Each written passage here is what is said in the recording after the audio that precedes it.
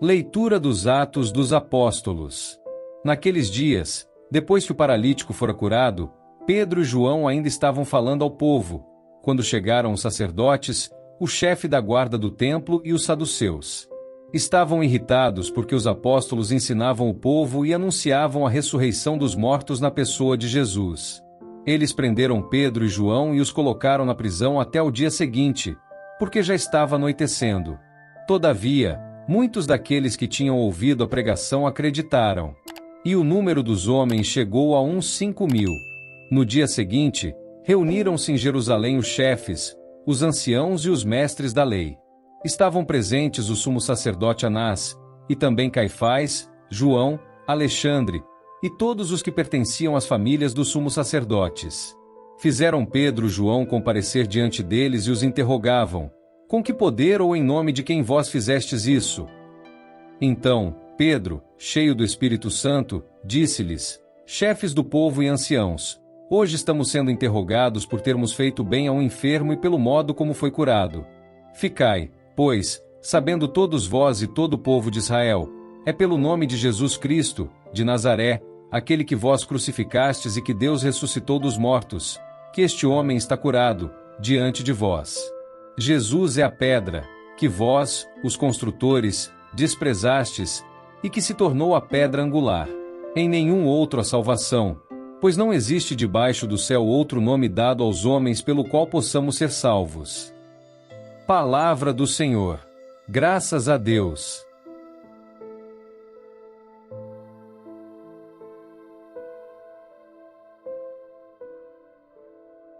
Proclamação do Evangelho de Jesus Cristo segundo São João.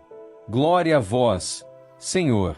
Naquele tempo, Jesus apareceu de novo aos discípulos, à beira do mar de Tiberíades. A aparição foi assim: estavam juntos Simão Pedro, Tomé, chamado Dídimo, Natanael de Caná da Galileia, os filhos de Zebedeu e outros 2 discípulos de Jesus. Simão Pedro disse a eles: eu vou pescar. Eles disseram: também vamos contigo. Saíram e entraram na barca, mas não pescaram nada naquela noite. Já tinha amanhecido, e Jesus estava de pé na margem. Mas os discípulos não sabiam que era Jesus. Então Jesus disse: moços, tendes alguma coisa para comer? Responderam: não. Jesus disse-lhes: lançai a rede à direita da barca, e achareis. Lançaram, pois, a rede e não conseguiam puxá-la para fora, por causa da quantidade de peixes. Então, o discípulo a quem Jesus amava disse a Pedro: é o Senhor. Simão Pedro, ouvindo dizer que era o Senhor, vestiu sua roupa, pois estava nu, e atirou-se ao mar. Os outros discípulos vieram com a barca, arrastando a rede com os peixes. Na verdade, não estavam longe da terra, mas somente a cerca de 100 metros. Logo que pisaram a terra, viram brasas acesas, com peixe em cima, e pão. Jesus disse-lhes: trazei alguns dos peixes que apanhastes. Então Simão Pedro subiu ao barco e arrastou a rede para a terra. Estava cheia de 153 grandes peixes, e apesar de tantos peixes, a rede não se rompeu. Jesus disse-lhes: vinde comer. Nenhum dos discípulos se atrevia a perguntar quem era ele, pois sabiam que era o Senhor. Jesus aproximou-se, tomou o pão e distribuiu-o por eles. E fez a mesma coisa com o peixe. Esta foi a 3ª vez que Jesus, ressuscitado dos mortos, apareceu aos discípulos. Palavra da salvação. Glória a vós, Senhor.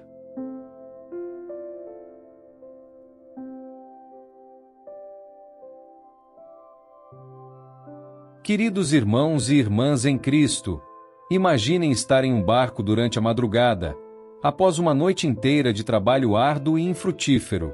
Os músculos doem, a frustração pesa no coração e o desânimo ameaça tomar conta. Foi exatamente nessa situação que os discípulos se encontravam na passagem do Evangelho que acabamos de ouvir. Pescadores experientes, conhecedores daquelas águas, e ainda assim, naquela noite, não pescaram nada.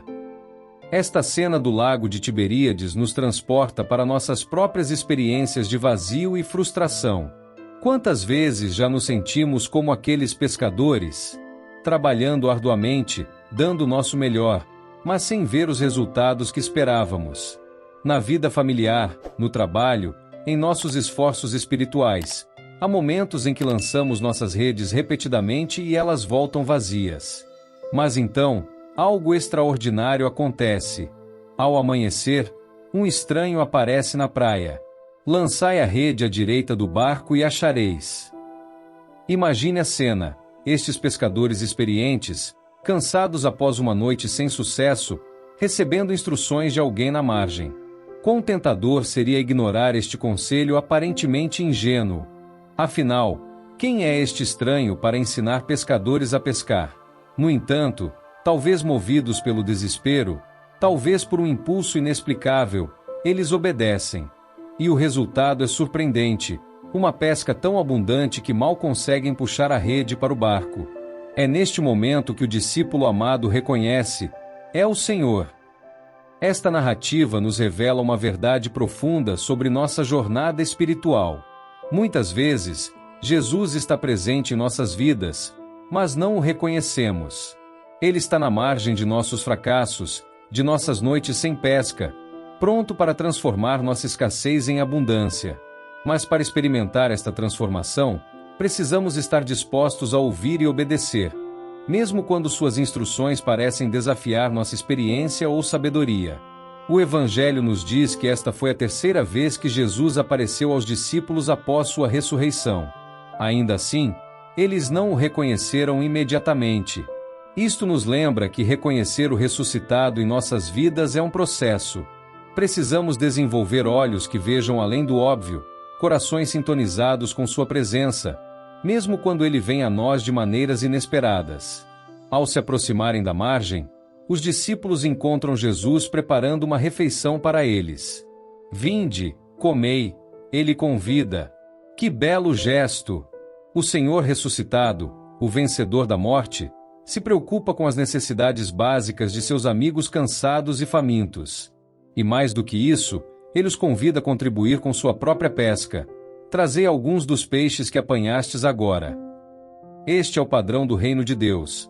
Jesus provê abundantemente, mas também nos convida a participar, a contribuir com o fruto de nosso trabalho. Nossa cooperação com a graça divina é essencial, mesmo quando é Cristo quem realmente possibilita o resultado. Agora, voltemos nossa atenção para a primeira leitura, onde encontramos Pedro e João diante do Sinédrio. Que contraste impressionante! Os mesmos homens que fugiram na noite da prisão de Jesus, agora enfrentam corajosamente as autoridades religiosas.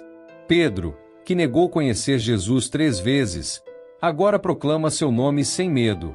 O que causou esta transformação extraordinária? Foi o encontro com o Cristo ressuscitado. Foi a experiência do poder do Espírito Santo. Pedro, cheio do Espírito Santo, declara com ousadia: este Jesus é a pedra que vós, os construtores, desprezastes, e que se tornou a pedra angular. Esta mesma pedra que foi rejeitada agora é o fundamento de uma nova comunidade, uma nova humanidade. E Pedro continua com uma afirmação que ressoa através dos séculos: em nenhum outro há salvação, pois não existe debaixo do céu outro nome dado aos homens pelo qual possamos ser salvos. Que audácia! Pedro, um pescador sem educação formal, diante dos líderes religiosos e intelectuais de seu tempo, proclamando verdades eternas com autoridade e convicção. Este é o poder transformador do encontro com Cristo ressuscitado.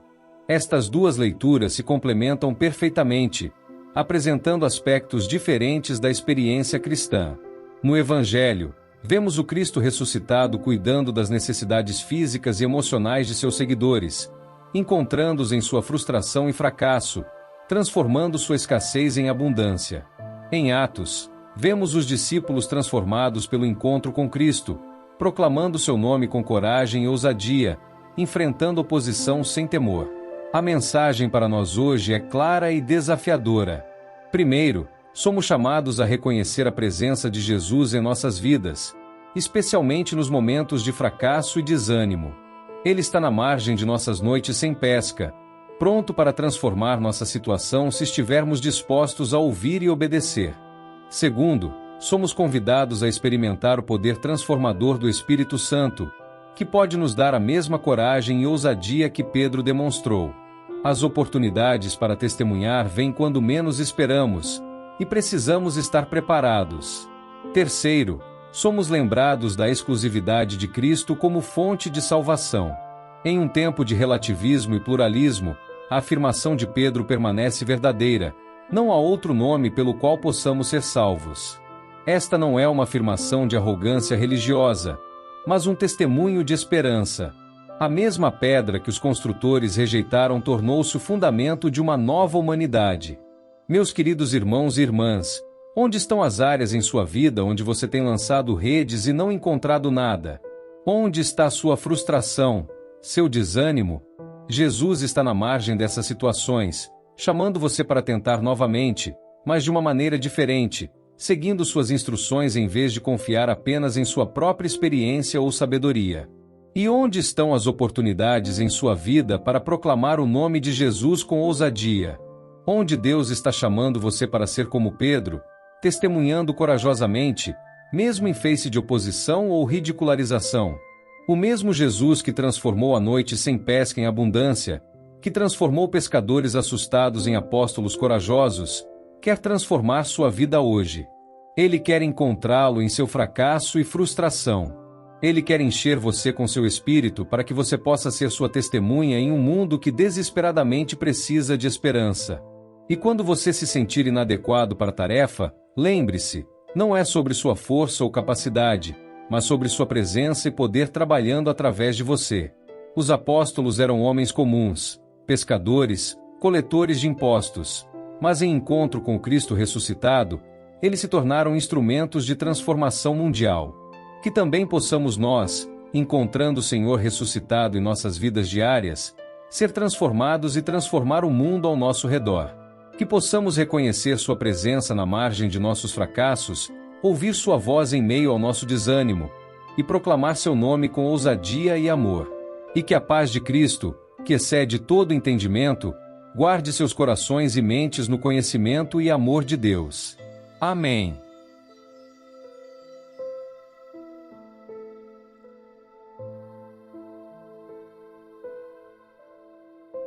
São Miguel Arcanjo, defendei-nos no combate.